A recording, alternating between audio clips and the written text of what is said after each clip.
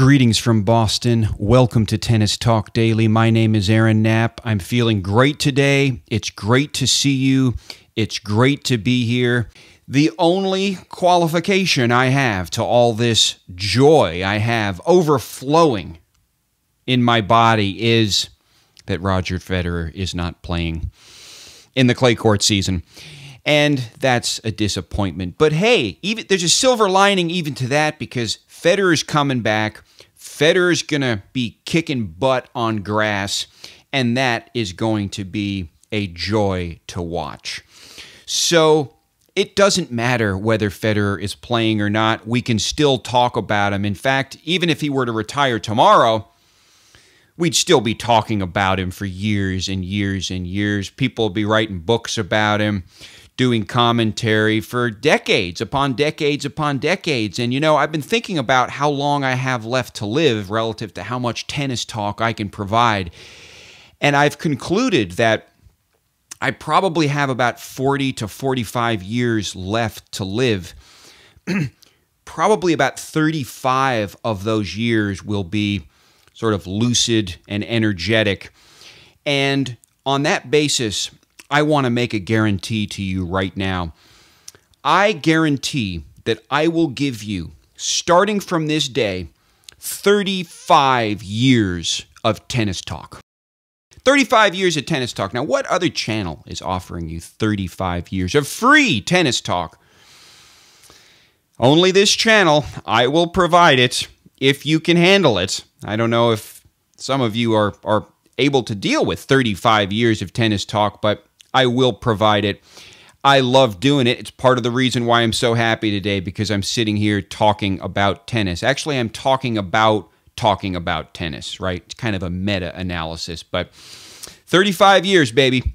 That's my promise to you. That's the Tennis Talk Daily guarantee. So subscribe to the channel. Give the video a thumbs up. Get your free 35 years. Today, I want to continue a discussion that I started in the last post about the clay season and the clay contenders, and specifically wanted to address some viewer comments. And we had, as always, some fantastic viewer comments. Tom Chuang notes that no one can touch Nadal on clay. And that seems to be the sentiment from a lot of the viewers. We had a complicated picture when Nadal went out with his injuries and didn't play at Indian Wells in Miami, but man, he really looks strong. He does look poised to dominate on clay. Tom goes on to say, big tall guys have a better chance. This is a comment that was echoed by a few other people.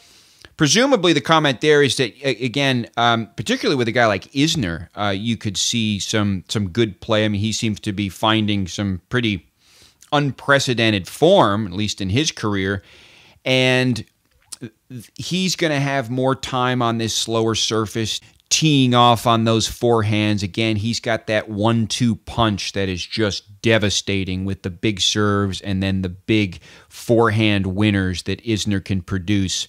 So that will be a factor that maybe gives someone like Isner the advantage. But then Tom goes on to say, no one remembered how badly Nadal defeated Stan during the last final, I think the French Open final last year. And that's true. That was a pretty decisive victory. And Stan is a great player on clay, remember. I think Nadal handed out at least one breadstick in that final.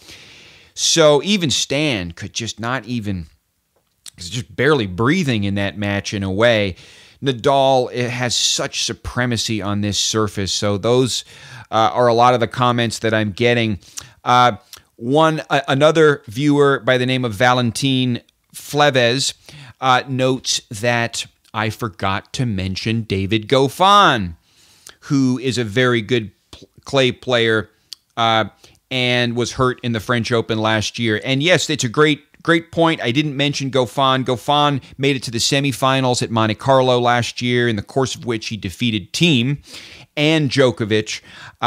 He made it to the quarterfinals of Madrid. A couple of other disappointing results on some clay surfaces last year, but he also did make it to the fourth round of Rome. So then he had a problem at the French Open, so with his ankle or whatnot. Now, the problem with Goffin right now is that he's got that bizarre eye injury from Rotterdam that he's dealing with. And apparently, however, it has been resolved and he's back on the practice courts. I believe I read a headline to the effect that he's actually in Monte Carlo now. So Goffin is going to be in action. Goffin will be back, and he is a person that could be a contender. Thanks for that comment. Finally, LB, one of our longtime viewers, very smart guy, always has great comments. All you guys have great comments. LB seems like he's been around for a while. He's watched some tennis in his life. But he was saying that, of course, Nadal has brightened up the prospects for himself with this recent exhibition of form at the Davis Cup. And now LB thinks that Rafa could clean it all up during clay, could just take all the titles. I'm inclined to think that Nadal will probably take the French Open, of course. I mean, he's really kind of unbeatable at Roland Garros, but I think he's probably not going to be able to take all of them. And that's why I did the episode last time, because I think the question is kind of assumes that Nadal's going to take most of them, but there's going to be someone else coming in, and I want to try to identify these people. LB goes on to say that 2018 is going to be all over the place with the lost gen and next gen jostling for position, and this will keep tennis fairly interesting. True enough. He goes on to say, however, he does not expect Roger to win Wimbledon. I just hope losing at IW in Miami will bring him back down to earth after the fairy tale run, and that he goes out there not expecting anything other than to play his best tennis, unencumbered. Very well put, LB. That will be good enough to keep me very happy. I love the comment. Yes, that's true. If Roger's happy, if Roger's playing well, if Roger's giving us a little bit of that magic, even if he's not winning the tournaments, it still is cause to be happy because he is back, he's not retiring, and we still have more magic to observe. I do believe, I will have to depart from LB in this regard, I do believe that Roger is going to win Wimbledon. I'm very confident about that. Great comments. Thank you so much. I love reading your comments. It's one of the reasons I'm so happy today. I get to read your comments, in exchange for which, 35 years, baby. So the final comments I wanted to make today have to do with the searches that I go on for pictures when I'm making these videos, and I come across pictures that are really interesting. But what I've come across lately are instances of tennis players making god-awful faces. Tennis faces. Maybe this can be a segment. On the men's side, the guy who takes the cake with respect to tennis faces has to be Novak Djokovic. Check out a few of these. It really looks like he's just going crazy. It's like insanity encapsulated in a forehand. And then it goes away. I mean, these kind of faces, talk about R-rated. On the women's side, you have Sloane Stephens. Now, Sloane Stephens is a beautiful woman. I kind of have a crush on Sloane Stephens, in fact. But I tell you what, when she gets out there in the court, starts hitting those forehands, wow. But it's only for that split second. No one gets to see it, right? The kids don't see it. But it happens, and the photographers catch it, and now we're looking at it, and I am shuddering. I don't know what to think. This woman, I have a crush on her. I think she's beautiful, and then I look at these faces. The final person that must be mentioned here is a next-gen person, Alexander Zverev, who is capable of making some terrible faces, folks.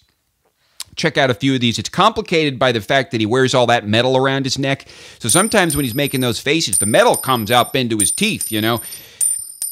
And that makes it even scarier. You got all that metal flying around. You got Zverev making that insanity face. With him, it's not quite insanity. It's something different. I was trying to put my finger on what it is that Zverev looks like he's doing. He doesn't look like he's playing tennis because it's just not normal for tennis.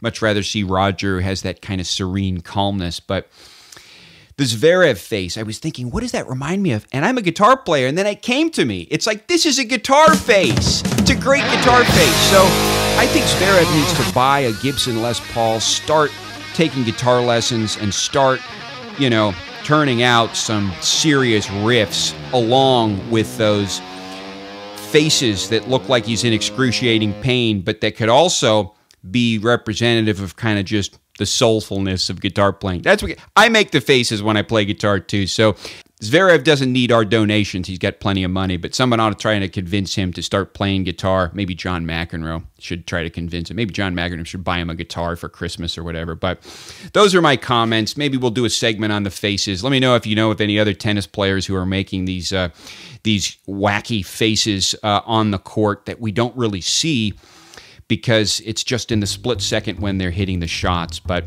pretty interesting stuff, kind of funny stuff too. But I am going to sign off. I hope everyone is doing wonderfully. I look forward to seeing you soon. We got some updates on the Houston Clay Court Championships coming up. Isner looks good. A lot of players look good. But that'll be an indicator of how well possibly Isner can do later on in the clay court season. So best wishes to all of you. Be well. Signing off from Boston. Bye-bye.